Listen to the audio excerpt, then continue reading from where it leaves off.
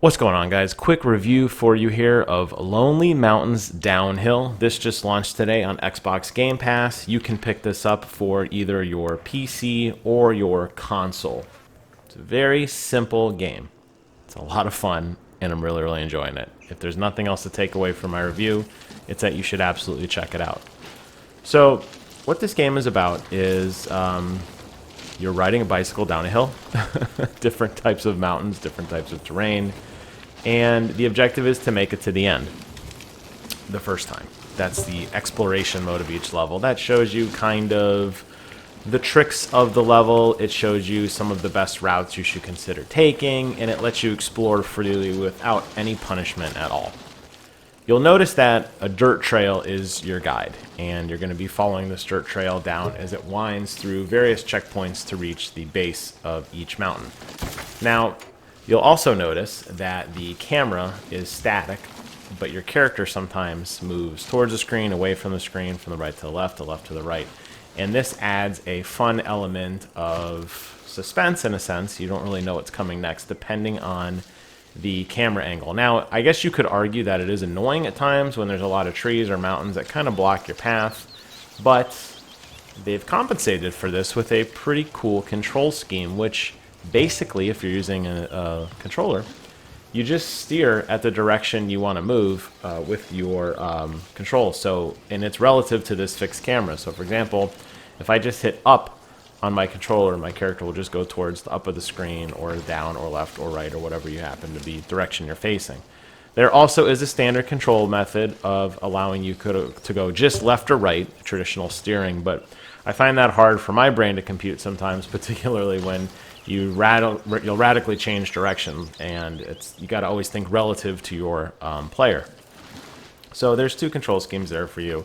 There's not much else in the way of buttons. You have one trigger, which is dedicated to acceleration, one trigger, which is dedicated to braking, and another button, which is dedicated to sprint. And you'll see when I sprint sometimes, you'll see a green bar come across the screen. That's your sprint meter. It gives you a wildly inaccurate burst of speed. Very fast, and it's good for small doses.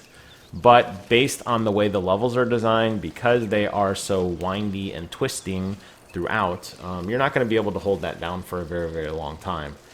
Now, as you're going through all these checkpoints the first time, when you die, you just go back to that checkpoint. There's no penalty for dying. You can crash as many times as you want. But a lot of you guys are probably thinking, well, that's kind of boring. And if this was the only part of the game, it may not be much fun. Thankfully, they've put in challenges.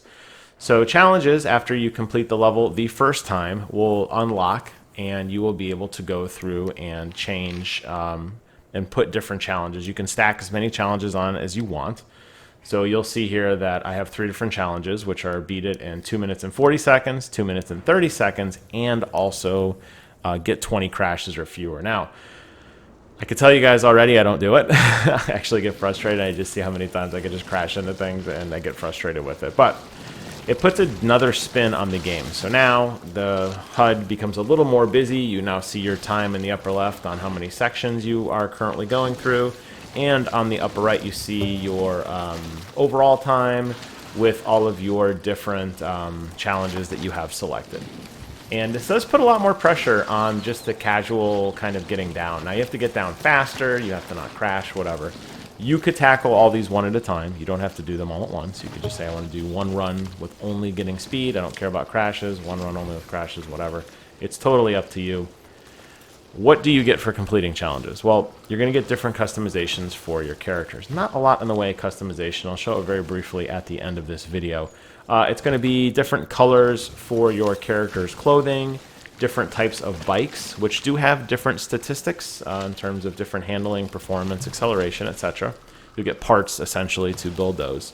And different hairstyles. There's really not much to this in terms of customization, and I guess I kind of understand that because it is kind of a simple game. This is definitely not going to be a game you're playing for months and months, but I think you could get some enjoyment out of it for a quick session here or there, just kind of dorking around and having some fun, trying to complete a level, see what the next level is, and move on. This is where things start to go south and I start getting frustrated.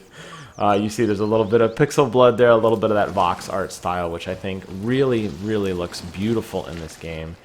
I'm running it on my computer. It's running at an incredibly high frame rate. I have no doubt the Xbox One X, probably the S too, could keep up with a nice 60 frame per second presentation. There's not a lot of background ambient noise. There's not a lot of over-the-top sound effects. It's a very mellow game. I think this would be a great game to play with some other soundtrack in the background.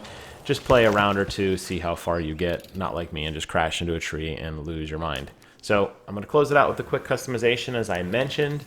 And I highly recommend this game. It is really, really fun. I think you'll have a good time with it. And as you guys know, if you have Game Pass, why not? It doesn't hurt you to give it a download. It's a very, very small installation size. You'll be up and running in just a matter of moments.